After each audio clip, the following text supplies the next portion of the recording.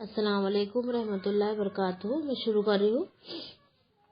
الحمدللہ رب العالمین، الصلاۃ والسلام علی سیدنا المرسلین وعلی آلہ وصحبہ اجمعین، اما بعد۔ تمام قسم کی تعریف، حمد و ثنا، کبریائی، بڑائی، بزرگی اللہ رب العزت کے لیے لائق و زیبا ہے۔ درود و سلام انبیاء کرام پر، خصوصاً نبی مکرم رحمۃ للعالمین امام الانبیاء محمد صلی اللہ علیہ وسلم پر۔ رب اشرح لی صدری ویسر لی امری واحلل عقدۃ من لسانی یفقہوا قولی۔ رب زدنی علما، رب زدنی علما، اللہم فقہنا فی الدین، اللہم فقہنا فی الدین۔ آج دیکھیں گے ہم آیت نمبر سورہ آل عمران کی آیت نمبر 131۔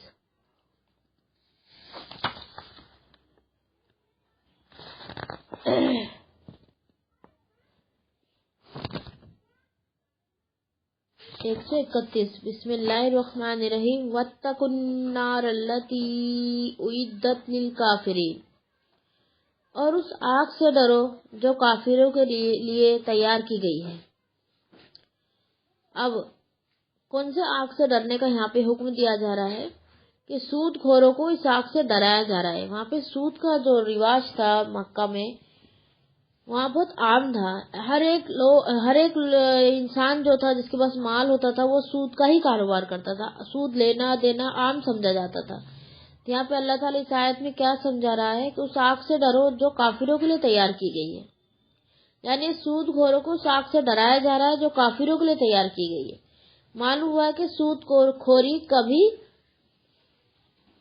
آدمی کو کفر تک لے جاتی ہے۔ انسان کو سود خوری جو ہے کفر تک لے جاتی ہے، جیسا کہ سورہ نساء آیت نمبر 168 اور 169 میں اللہ تعالیٰ نے فرمایا، بے شک جن لوگوں نے کفر کیا اور ظلم کیا، اللہ کبھی ایسا نہیں کہ انہیں بخشے، اور نہ یہ کہ انہیں کسی راستے کی ہدایت دے سوائے جہنم کی راہ کے، جس میں وہ ہمیشہ ہمیشہ رہنے والے ہیں، اور یہ ہمیشہ سے اللہ پر بہت آسان رہا ہے۔ پھر سورہ توبہ آیت نمبر 68 میں فرمایا، اللہ نے منافق مردوں اور منافق عورتوں اور کافروں سے جہنم کی آگ کا وعدہ کیا ہے، اس میں ہمیشہ رہنے والے، وہی ان کو کافی ہے، اور اللہ نے ان پہ لعنت کی، اور ان کے لیے ہمیشہ رہنے والا عذاب ہے۔ کس کے لیے؟ سود خوروں کے لیے۔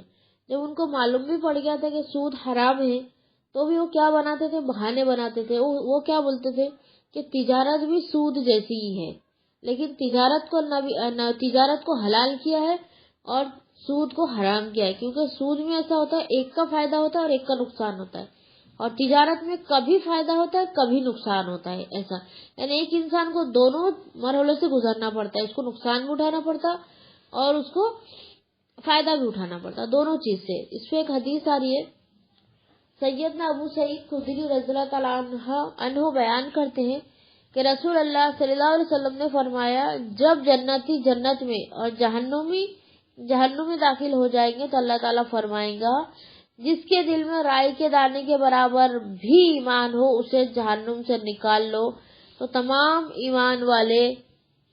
اہل ایمان جہنم سے نکل آئیں گے۔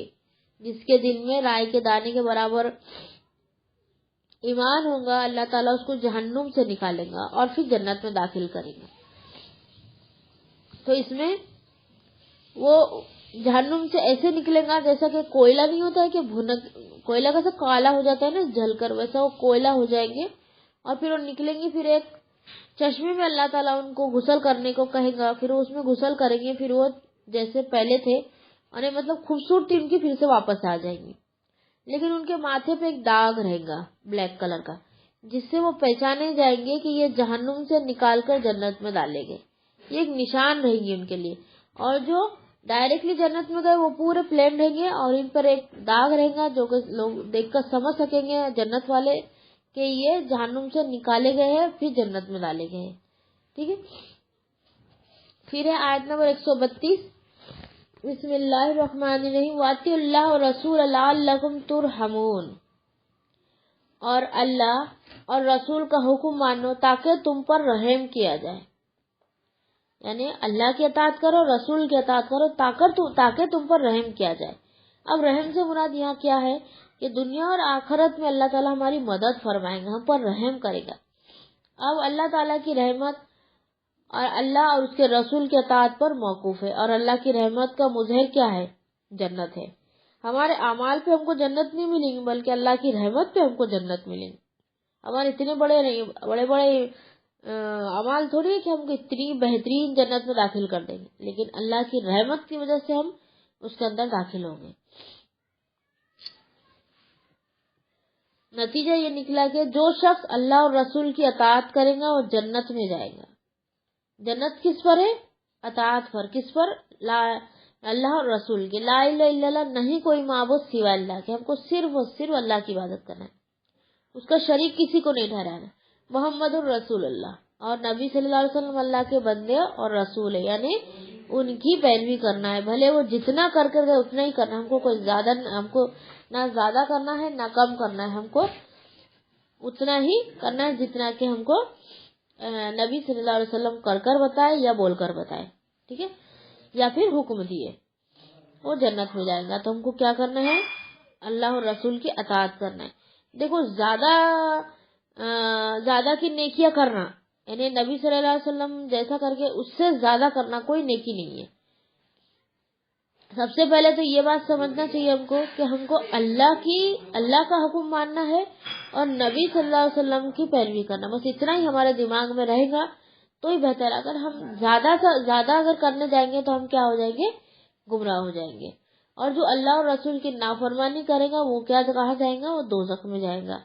اس لیے ہم ان کی نافرمانی سے بچنا ہے، اور قرآن میں جو حکم دیا جا رہا ہے اس پر عمل کرنا ہے، اور حدیثوں کو ٹٹولنا ہے کہ نبی صلی اللہ علیہ وسلم کی ہم کو پیروی کرنا ہے تو ہم کو حدیث سے پڑھنا پڑے گا۔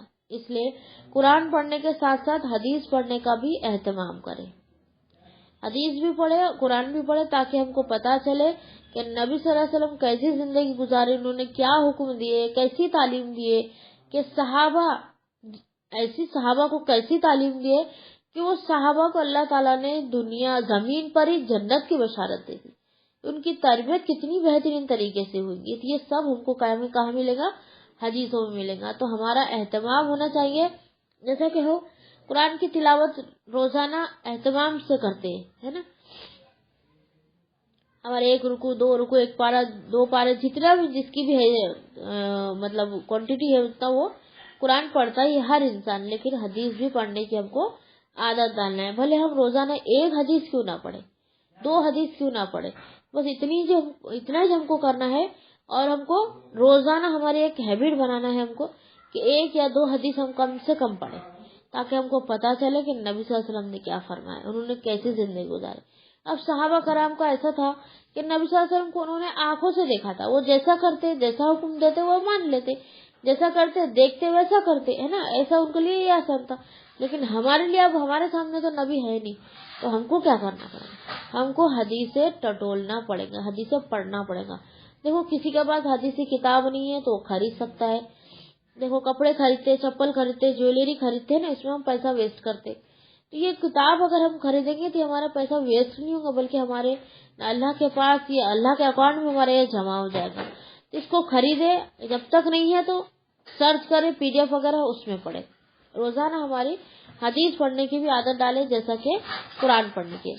اب سورہ نساء میں اللہ تعالیٰ نے 13 اور 14 آیات میں فرمایا، اور جو اللہ اور اس کے رسول کا حکم مانے وہ اسے جنتوں میں داخل کرے گا جس کے نیچے نہریں بہتی ہیں، ان میں ہمیشہ رہنے والے، اور یہی بہت بڑی کامیابی ہے۔ اور جو اللہ اور اس کے رسول کی نافرمانی کرے گا، اس کی حدوں سے تجاوز کرے گا، وہ اسے آگ میں داخل کرے گا، ہمیشہ رہنے والا ہے، اور اس کے لیے رسوا کرنے والا عذاب ہے۔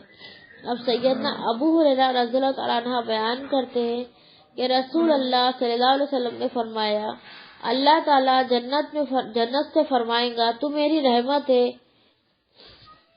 میں جس کو چاہوں گا تیرے ذریعے اپنی رحمت سے نوازوں گا۔ جنت کیا؟ اللہ کی رحمت ہے، اللہ کی رحمت میں اللہ تعالیٰ جس کو چاہے گا اس کو داخل کر دے گا، اور دوزخ ہے اللہ کا غضب، اللہ جس کو چاہے گا اس کو دوزخ میں داخل کرے گا۔ پھر آیت نمبر دیکھیں گے 133 ہاں، السلام علیکم۔ وعلیکم السلام۔ ये हदीस पढ़ सकते हैं क्या? शेख अब्दुल कादिर जिलानी, उनकी हदीस का है, किताब है हदीस जैसे मोटी, उसको पढ़ते रहती हूँ। हाँ हाँ, तो हदीस की किताब है। एक तो ये सही सित्ता की किताबें है, सही बुखारी, सही मुस्लिम, इब्ने माजा, इब्ने दाऊद, तिरमिजी, सुनन निसाई, ये 6 सेट है। ये खरीदने की कोशिश करो, एक एक करके खरीदो, क्योंकि बहुत कॉस्ट रहती है, बहुत महंगी रहती है। अगर नहीं खरीद सकते, अगर हैसियत नहीं है, तो फिर राह अमल, सफीना निजात, कलाम नबुवत, ये किताबें खरीदो, इसमें सही हदीसें हैं। ठीक है, हाँ, ज्यादा कॉस्ट नहीं रहता इसका, होता रहता हूँ 60-70 रुपए कम से कम आ जाएंगे, 60-70 रुपए में। और ये जो खरीदेंगे तुम, जो सही सित्ता की किताब बोली हो, वो बहुत कॉस्टली होती है, बहुत महंगी रहती है। एक एक का 6-6 सेट रहता है उसका, कुरान की जैसी मोटी रहती है, तो वो बहुत महंगी रहती है। अभी तुम ये पढ़ो, जब तुमको अच्छे से समझ में आ जाएगा, फिर वो सही सित्ता की किताबें खरीद के रख देना, तुम्हारे पुश्तों तक काम आएंगी वो इंशाल्लाह। ठीक है, अब है 133 नंबर की आयत। बिस्मिल्लाहिर्रहमानिर्रहीम। सारिऊ इला मगफिरतिम मिर रब्बिकुम व जन्नातिन अर्जुहा अस्समावातु वल अर्ज़ु उइद्दत लिलमुत्तकीन। और एक दूसरे से बढ़कर दौड़ो अपने रब के जानिब से बख्शिश की तरफ, और उस जन्नत की तरफ जिसकी चौड़ाई आसमान और जमीन के बराबर है, डरने वालों के लिए तैयारी की गई है। उस आयत में क्या फरमाया है? और एक दूसरे से बढ़कर दौड़ो। किसमें दौड़ो? रेस लगाओ, ऐसा नहीं कह रहा है, कहा जा रहा है कि रेस लगाओ एक दूसरे से, बल्कि नेकी के कामों में दौड़ो, अपने रब के जानिब से बख्शिश तलब करो, यानी बख्शिश में भी आगे आगे रहो सबसे, और उस जन्नत की तरफ जिसकी चौड़ाई आसमान और जमीन के बराबर है। उस जन्नत की तरफ तुम दौड़ो जिसकी चौड़ाई इतनी है, यानी जमीन और आसमान के बराबर है। ये डरने वालों के लिए तैयार की गई है। डरने वाले मतलब अल्लाह से डरकर जिंदगी गुजारने वालों के लिए ये तैयार की गई, यानी दुनिया के माल और दौलत के पीछे लगकर आखिरत तबाह करने के बजाय अल्लाह और रसूल के इताअत का और अल्लाह की मगफिरत और उसकी जन्नत का रास्ते अख्तियार करो, जो मुत्तकीन के लिए अल्लाह ने तैयार की गई है। दुनिया के पीछे भागकर हमारा टाइम वेस्ट ना करे, बल्कि दुनिया तो तुमको मिलकर रहेंगी, जितना तुम्हारे नसीब में हो तुमको मिलकर रहेगा। तुमको यहाँ आखिरत की तैयारी करना है। अगर दुनिया कम भी मिल गई क्या फर्क पड़ता, मर जाएंगे, बात खत्म हो जाएगा। जितना है उतने में खुश रहो, लेकिन ज्यादा से ज्यादा आखिरत कमाने की इंशाल्लाह कोशिश करो। जैसे कि अल्लाह ताला ने सूरह हदीद आयत नंबर 21 में फरमाया 21, अपने रब की बख्शिश और उस जन्नत की तरफ एक दूसरे से आगे बढ़ो जिसकी चौड़ाई आसमान और जमीन की चौड़ाई की तरह है। एक एक की जन्नत इतनी चौड़ी होंगी, तो उसकी तरफ बढ़ो। वो अब्दी जिंदगी है और वो ज्यादा कीमती चीज है दुनिया के मुकाबले में। तो कोई बेवकूफी होगा जो कीमती चीज छोड़कर एक फानी दुनिया के पीछे पड़े जिसकी कोई कीमत नहीं है, मच्छर के पर के बराबर भी उसकी कीमत नहीं है। ये बेवकूफों का काम है। अक्लमंद का क्या काम क्या है? तो अब्दी जिंदगी चुने। अब अहले ईमान को उन अमाले सालिह की तरफ शफकत करनी चाहिए जो अल्लाह की मगफिरत का सबब बने। ऐसी नेकियां करनी चाहिए जिसे अल्लाह उसे माफ कर दे। जैसा कि हदीस है, सैयदना अबू हुरैरा रज़ियल्लाहु तआला अन्हु बयान करते हैं कि रसूल अल्लाह सल्लल्लाहु अलैहि वसल्लम ने फरमाया, नेक अमल सरअंजाम देने में जल्दी करो, यानी नेकी करने में जल्दी करो। ऐसे फितनों के आने से पहले पहले जो सियाह रात के मुख्तलिफ टुकड़ों की तरह एक के बाद एक रोनुमा होंगे, तब आलम यह होगा कि सुबह को आदमी मोमिन होगा तो शाम को काफिर, और शाम को मोमिन होगा तो सुबह को काफिर। वो अपने दीन को दुनिया के मामूली सामान के अवैध बेच देगा। आज भी हो ही रहा है ना ऐसा। दुनिया की मामूली चीज के लिए क्या बेचा जा रहा है? अपना ईमान बेचा जा रहा है ना, हमारा दीन बेचा जा रहा है।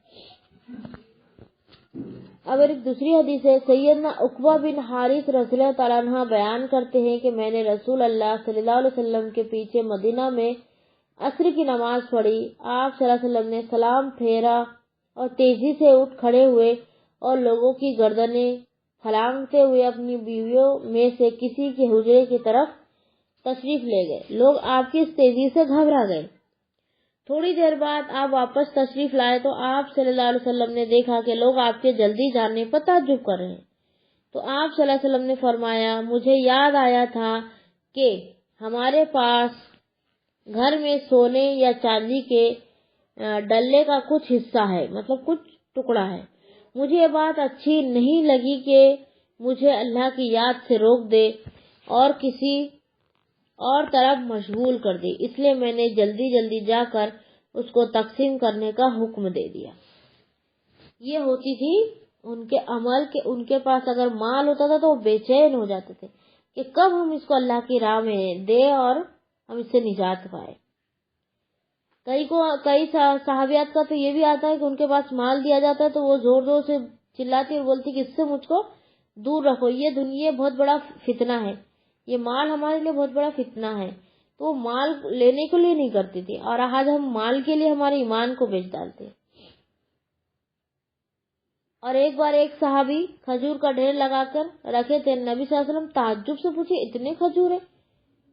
تو ان کا میں کل کے لیے جمع کر کے رکھا ہوں۔ تو نبی صلی اللہ علیہ وسلم تعجب کرنے لگے کہ کل کی فکر پڑی ہے تم کو، کل جو ہوں گا وہ دیکھ لیں گے، آج اس کو صدقہ کر دو۔ ان کے پاس جیسا ان کے پاس آتا تھا ویسا وہ صدقہ کر دیتے تھے، اور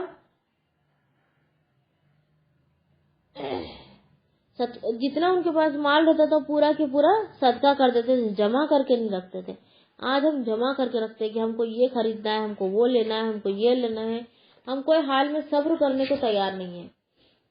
اور ایک حدیث ہے، سیدنا جابر رضی اللہ تعالی عنہ بیان کرتے ہیں کہ احد والے دن ایک آدمی نے رسول اللہ صلی اللہ علیہ وسلم سے کہا، یہ بتلائیے اگر میں کافروں کے ہاتھوں مارا جاؤں تو میں کہاں جاؤں گا؟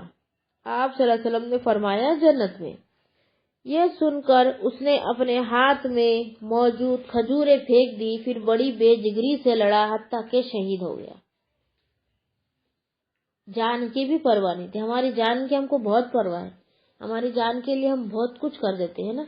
دنیا اتنی آسان بنانے کی کوشش کرتے ہیں کہ آخرت میں مشکل میں پڑ جائیں گے۔ اس لیے دنیا زیادہ آسان مت کرو، جتنا قسمت میں رہیں گا، جتنا نصیب میں رہیں گا، وہ مل کر رہیں گا۔ اور ایک حدیث ہے، سیدنا انس رضی اللہ تعالیٰ عنہ بیان کرتے ہیں کہ احد والے دن رسول اللہ صلی اللہ علیہ وسلم نے ایک تلوار پکڑی اور فرمایا، یہ تلوار مجھ سے کون لے گا؟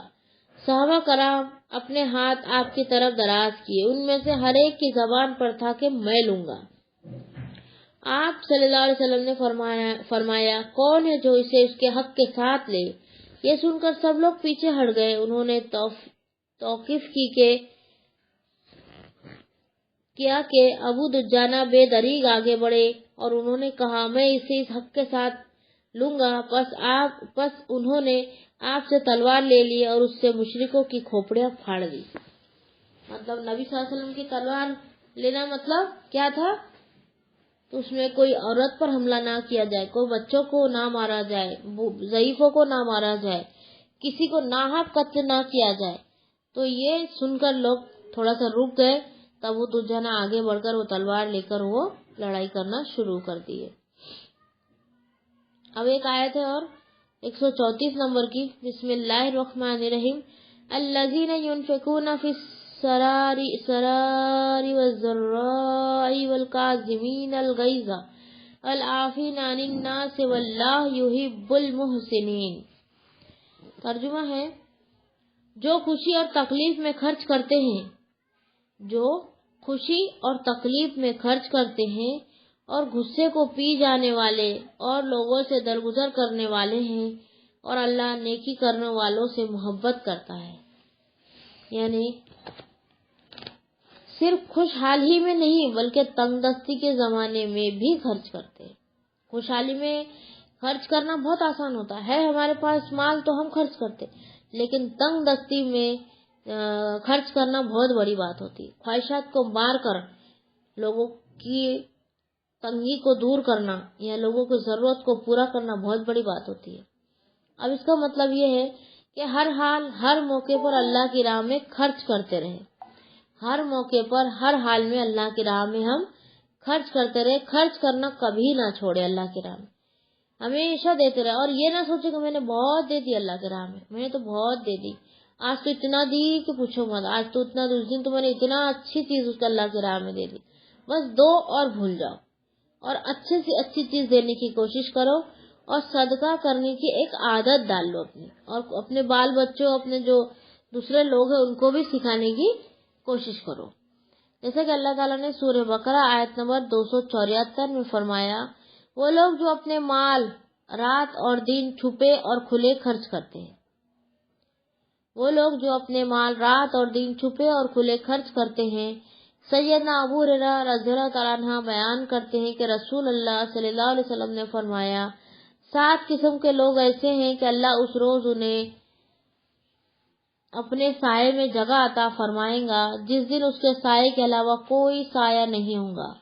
ان میں سے ایک وہ آدمی ہوگا کہ اس نے صدقہ اس قدر چھپا کر کیا کہ اس کا بائیں ہاتھ بے خبر رہا کہ دائیں ہاتھ میں کیا خرچ کیا، مطلب اتنا چھپا کر ہم کو خرچ کرنا ہے، ایک تو انڈائریکٹلی دینا ہے، یا پھر کوئی اور شکل بنا کر اس کو دینا ہے کہ وہ تحفہ جو اس کے پاس پہنچ بھی جائے، وہ مال اس کے پاس پہنچ بھی جائے اور اس کے دل کو جھٹکا بھی نہ لگے، ایسا خرچ کرنے کا حکم ہے۔ لیکن زکوٰۃ جو ہے علانیہ دینا افضل ہے، اور نفل صدقات ہے وہ چھپا کر دینا افضل ہے، ٹھیک ہے، اور نفل صدقہ اور فرض جو زکوٰۃ علانیہ بھی دے سکتے ہیں، چھپا کر بھی دے سکتے ہیں، دونوں صورت میں، لیکن زکوٰۃ ظاہر کر کے دینا، دکھا کر دینا تاکہ وہ دیکھ کر دوسرے لوگ بھی سیکھے، اور صدقات جو نفل صدقات ہے اس کو چھپا کر دینا، اور علانیہ بھی دے سکتے لیکن چھپا کر دینا زیادہ افضل ہے۔ پھر آگے ہے، یعنی جب انہیں غصہ آتا ہے تو اسے پی جاتے ہیں، جیسے کہ اللہ تعالیٰ نے فرمایا سورہ شورى آیت نمبر 43 میں، اور بلا شبہ جو شخص صبر کرے اور معاف کر دے تو بے شک یہ یقیناً بڑی ہمت کے کاموں میں سے ہے۔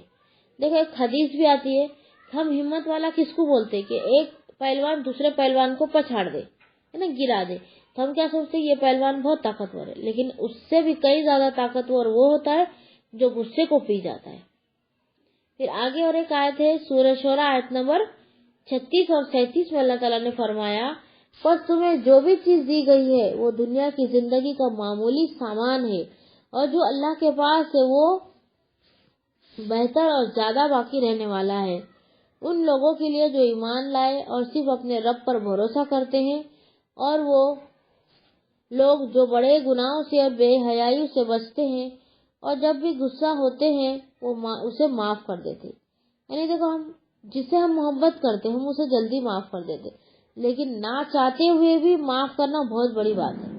کسی سے ہم بہت زیادہ ناراض ہیں لیکن اس کو بھی ہم معاف کر رہے ہیں، یہ ایک بہت بڑی ہمت کا کام ہے، اور بہت ہی بڑے اللہ کو راضی کرنے والا یہ کام ہے۔ اب اس میں حدیث آ رہی ہے، سیدنا ابو ہریرہ رضی اللہ تعالیٰ عنہ بیان کرتے ہیں کہ رسول اللہ صلی اللہ علیہ وسلم نے فرمایا، بہادر وہ نہیں جو پچھاڑ دے، بلکہ بہادر تو وہ ہے جو غصے کے وقت اپنے آپ پر قابو رکھے۔ دیکھو غصہ آتا ہے، انسان کیا کرتا ہے، برے الفاظ منہ سے نکال دیتا ہے، تو اس میں ہم کو قابو رکھنا ہے، جیسا کہ حضرت عمر کا قول ہے، اگر کوئی انسان کو چیک کرنا ہے تو اس کے نماز اور روزے پہ نہ جاؤ، بلکہ غصے کی حالت میں اسے دیکھو۔ نماز روزہ تو سبھی کرتے ہیں، لیکن غصے کی حالت میں اس کا برتاؤ کیا ہوتا ہے، کیا نکلتا ہے اس کے زبان سے، تو اس پر چیک کرو تو تم کو سمجھ میں آ جائے گا کہ یہ آدمی کیسا ہے۔ پھر اور ایک حدیث ہے، سیدنا ابو ہریرہ رضی اللہ تعالیٰ عنہ بیان کرتے ہیں کہ ایک شخص نے رسول اللہ صلی اللہ علیہ وسلم سے درخواست کی کہ آپ مجھے وصیت کیجیے، تو آپ نے فرمایا غصہ نہ کیا کرو۔ اس نے بار بار وصیت کے لیے کہا تو آپ نے ہر بار یہی فرمایا، غصہ نہ کیا کرو، غصہ کرنے کو کتنا ناپسند کیا گیا، غصہ نہ کیا کرو۔ اب سیدنا معاذ بن انس رضی اللہ تعالیٰ عنہ سے روایت ہے کہ رسول اللہ صلی اللہ علیہ وسلم نے فرمایا، جو شخص غصہ پی جائے جبکہ وہ اس پر عمل درآمد کی قدرت رکھتا ہو تو اللہ تعالیٰ اسے قیامت کے دن برسر مخلوق بنائے گا، یعنی وہ غصہ نہیں روک سکتا اور بہت زیادہ زیادتی اور پھر بھی وہ غصے کو پی جا رہا ہے، تو ایسے شخص سے اللہ بہت زیادہ خوش ہوگا، اسے اختیار دیں گا کہ جنت کی حوروں میں سے جسے چاہے منتخب کر لے، وہ اس کے لیے انعام ہوگا۔ پھر آگے ہے وعافینا عن الناس، یعنی لوگوں کی ضرورت رسانی، ان کے نازیبا حرکات پر نہ ان سے لڑتے ہیں، نہ جھگڑتے اور نہ انتقام لیتے ہیں، یعنی کسی کی عادت ہم کو پڑتی نہیں ہے لیکن پھر بھی ہم اس کو برداشت کرتے ہیں، اس کو ہمیشہ معاف کرتے رہتے ہیں اور اس سے لڑتے نہیں اور اس سے بدلہ بھی نہیں لیتے ہیں، بلکہ حلیم و بردباری سے کام لیتے ہیں، عفو درگزر کرتے ہیں۔ عفو درگزر کے سلسلے میں اللہ تعالیٰ نے فرمایا سورہ نور آیت نمبر 22 میں، معاف کر دے اور درگزر کرے، کیا تم پسند نہیں کرتے کہ اللہ تمہیں بخشے؟ دیکھو، معاف کرنے کے لیے کیا ہے کہ ہم معاف انسانوں کو اس لیے کرے کہ یہ دعا کرے کہ اللہ میں اس کو معاف کر رہا ہوں، تو مجھے معاف کرنا، ہے نا۔ ویسے ہی ایک بار ماں عائشہ پہ تہمت لگی تھی، تو حضرت ابو بکر حسان بن ثابت جو تھے، ان کے رشتہ دار تھے، ان کا وہ خرچ چلاتے تھے، تو حسان بن ثابت بھی لوگوں کی باتوں میں آ گئے اور ہاں میں ہاں ملا دی۔ تو اس میں جب حضرت ابوبکر کو پتا چلا تو انہوں نے کیا کہا کہ میں اس کا کھان پین بند کر دوں گا، مطلب اس کو میں جو دیتا تھا وہ میں اب نہیں دوں گا کیونکہ اس نے میری بیٹی پہ تہمت لگائی۔ ترنت آیت اتر گئی کہ رزق دینا تمہارا کام نہیں بلکہ اللہ کا کام ہے، اور معاف کرنا بھی تمہارا نہیں بلکہ اللہ کا کام ہے، تم اس لیے معاف نہیں کر سکتے کہ اللہ تمہیں معاف کرے۔ ایسی آیت پھر حضرت ابوبکر کے لیے اتری تھی۔ پھر ہم دیکھیں گے، پھر اللہ تعالیٰ نے فرمایا سورہ اعراف آیت نمبر 199 میں، درگزر اختیار کر اور نیکی کا حکم دے اور جاہلوں سے کنارہ کر۔ درگزر سے کام کرنا ہے، نیکی کا حکم دینا ہے اور جاہلوں سے ہم کو دور رہنا ہے۔ پھر اور ایک حدیث سے سیدنا ابو ہریرہ رضی اللہ تعالیٰ عنہ بیان کرتے ہیں کہ رسول اللہ صلی اللہ علیہ وسلم نے فرمایا، 3 باتوں کی حقیقت پر میں قسم کھاتا ہوں، 3 باتوں کی حقیقت پر میں قسم کھاتا ہوں۔ دیکھو، نبی صلی اللہ علیہ وسلم کے زبان مبارک سے نکلی ہوئی بات ہے جس پر قسم کھائی جا رہی ہے، اس کو ذرا غور سے سننا۔ نمبر 1، صدقہ کرنے سے بندے کا مال کم نہیں ہوتا۔ اس پر نبی صلی اللہ علیہ وسلم نے ضمانت دی، یعنی کہ قسم کھا کے بولا کہ صدقہ کرنے سے بندے کا مال کم نہیں ہوتا۔ نمبر 2، معاف کر دینے سے اللہ تعالیٰ بندے کی عزت میں اضافہ فرما دیتا ہے، مطلب اس کی اور زیادہ عزت ہو جاتی ہے۔ نمبر 3، جو بندہ سوال کر کے سوال کرنے کا دروازہ کھول لیتا ہے، اللہ تعالیٰ اس پر فقیری کا دروازہ کھول دیتا ہے۔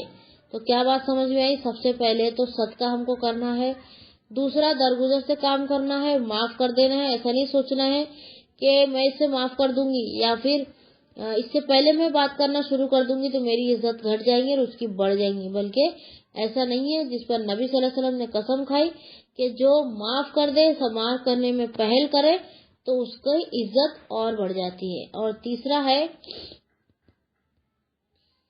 جو بندہ سوال کرے، مطلب جو مانگے تو اللہ تعالیٰ اس کو مانگنے والا ہی بنا دیتا ہے۔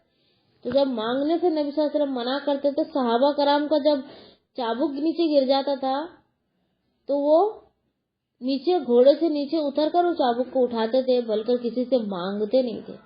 ہم بیٹھے بیٹھے نہیں کہ ایک نارمل ہے یہ، جیسا کسی سے پانی مانگ لیے، کسی سے کوئی چیز مانگ لیے، کسی کو کچھ کر دیے نا، ایک ہم نارمل سمجھتے ہیں، لیکن صحابہ کرام اس کو نارمل نہیں سمجھتے تھے، اس پر بھی وہ عمل کرتے تھے۔ جس پر کوئی گناہ نہیں ہوتا تھا اس پر بھی وہ بھی کام وہ کرنے سے ڈرتے تھے، جس پر کوئی گناہ نہیں ہوتا تھا۔ ہم تو بڑے بڑے گناہ کر کے اطمینان سے زندگی گزار رہے ہیں۔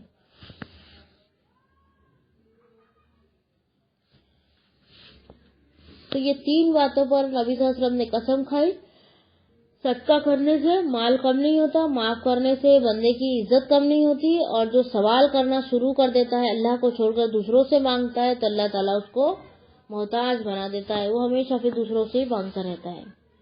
جبکہ مسلم کے الفاظ یہ ہے کہ جو اللہ تعالیٰ کے تواضع اور انکساری سے کام لے، اللہ تعالیٰ اسے اعلیٰ مقام عطا فرماتا ہے. مطلب جو لوگوں سے نہیں بلکہ اللہ سے گڑ گڑا کر مانگتا ہے تو اللہ تعالیٰ اس کے اعمال کو کیا کرتا ہے؟ بلند کر دیتا ہے. ٹھیک ہے. وآخر دعوانا الحمدللہ رب العالمین. آج ہماری انشاءاللہ دعا رہیں گی.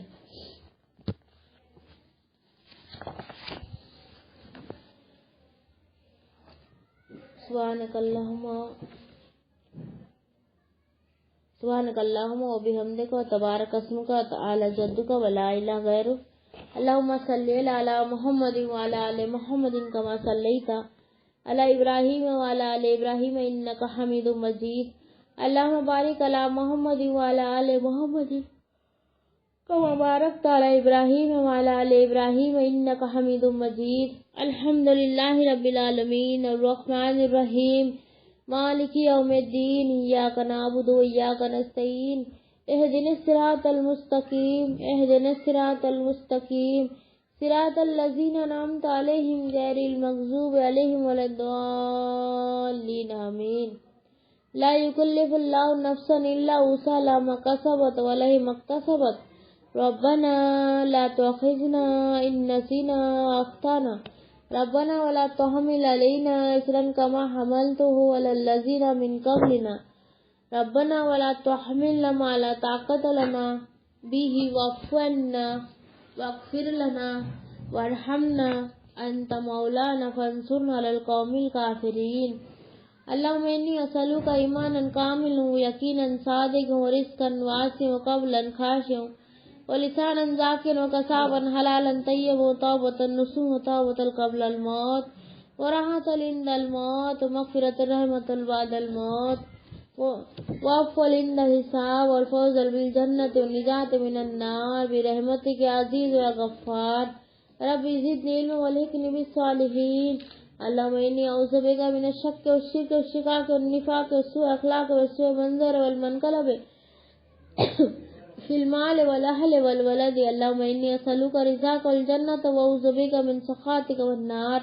اللهم إني أعوذ بك من فتنة القبر وأعوذ بك من فتنة المحيا والممات.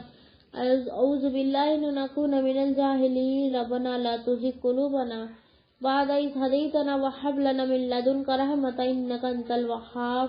ربنا أفرغ علينا صبرا وتوفنا مسلمين. ربنا اغفر لي ولوالدي وللمؤمنين يوم يقوم الحساب. رب اشرح لي صدري ويسر لي أمري واحلل عقدة من لساني يفقهوا قولي. ربي زدني علما ربي زدني علما. ربي أني مسنا الضر وأنت أرحم الراحمين. لا إله إلا أنت سبحانك إني كنت من الظالمين. ربي اغفر وارحم وأنت خير الراحمين. ربنا هب لنا من أزواجنا وذرياتنا قرة أعين واجعلنا للمتقين إماما. ربي هب لي حكما والحقني بالصالحين واجعل لي لسان صدق في الآخرين واجعلني من ورثة جنة النعيم. ربي أعوذ بك من همزة الشيطان وأعوذ بك ربي أن يحضرون. ربنا اصرف عنا عذاب جهنم إن عذابها كان غراما. ربنا آتنا في الدنيا حسنة وفي الآخرة حسنة وقنا عذاب النار وقنا عذاب القبر وقنا عذاب الحشر وقنا عذاب الفلسرات. یا عزیز یا غفار یا رب العالمین. اے اللہ تمام تعریفیں ساری حمد و ثنا آپ ہی کے لیے ہے، آپ کا کوئی شریک نہیں. اے اللہ ہم عاجز بندے ہیں، تیری پاکی بیان کرتے ہیں، تجھے سے مدد چاہتے ہیں. اے اللہ ہمارے صغیر اور کبیرہ گناہوں کو معاف فرما. اے اللہ ہم سے درگزر کا معاملہ عطا فرما. فکر سے، غم سے، سستی سے، بزدلی سے بچا. اے اللہ تمام مسلمانوں کی مغفرت فرما اور اسلام کی حفاظت فرما. اے اللہ ہمیں گلہ غیبت سے بچانا، حسد، کینہ، کپڑ، گھمنڈ، فقر، تکبر سے بچانا. ہمارے دل کو پاک کر دے، نفاق سے، جھوٹ بولنے سے بچا.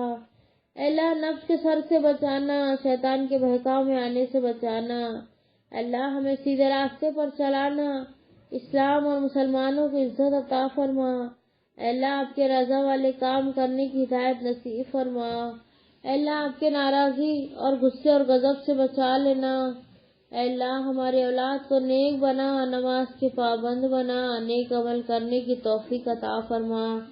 اے اللہ ہمارے اولاد کو قرآن مجید کو سمجھ کر، پڑھ کر، عمل کر کے دوسروں تک پہنچانے والے بنا.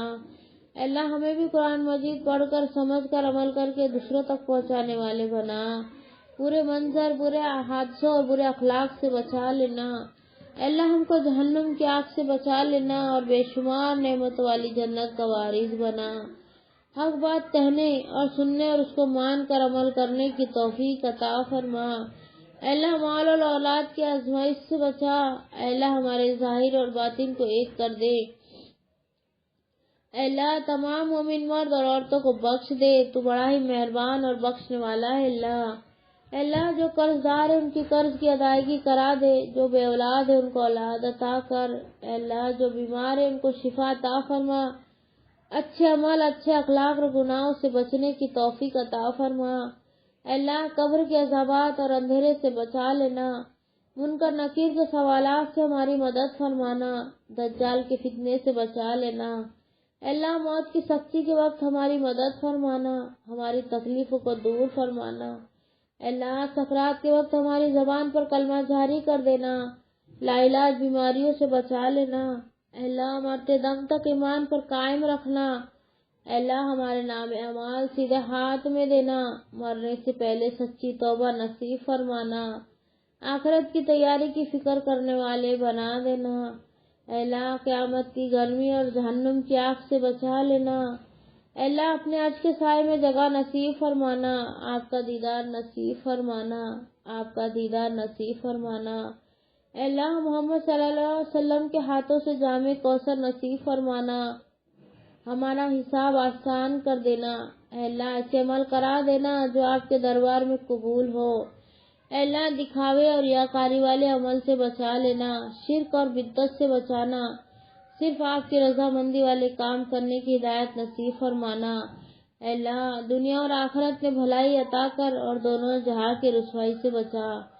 اللہ ہمارے دلوں میں صبر و شکر ڈال دے اور ہماری زبان کو ہمیشہ تیرا ذکر و شکر کرنے والی بنا. اور ایسا دل جو تجھ سے ڈر کر کام کرنے والا ہو. اللہ ہم کو گنہگار لوگوں میں شامل نہ کرنا. ہمیں تو نیکوکاروں میں شامل کر دے. اللہ ہمیں بخش دے. ہم پر رحم فرما. ہمیں ہدایت نصیب فرما. ہمیں حلال روزی نصیب فرما. ہمیں ہر بیماری، ہر مصیبت، ہر آنے والی بلاؤں سے محفوظ رکھنا. لا علاج بیماریوں سے بچا لینا. اللہ ہمارے دعاؤں کو قبول فرما لینا. اللہم صلی علی محمد وعلی آل محمد کما صلیت علی ابراہیم وعلی آل ابراہیم انک حمید مجید. اللہم بارک علی محمد وعلی آل محمد کما بارکت علی ابراہیم وعلی آل ابراہیم انک حمید مجید. سبحان ربک رب العزت عما یصفون. سلام علی المرسلین. الحمد للہ رب العالمین. سبحانک اللہم وبحمدک اشہد ان لا الہ الا انت استغفرک واتوب الیک. بسم اللہ الرحمن الرحیم. والعصر ان الانسان لفی خسر الا الذین آمنوا وعملوا الصالحات وتواصوا بالحق وتواصوا بالصبر.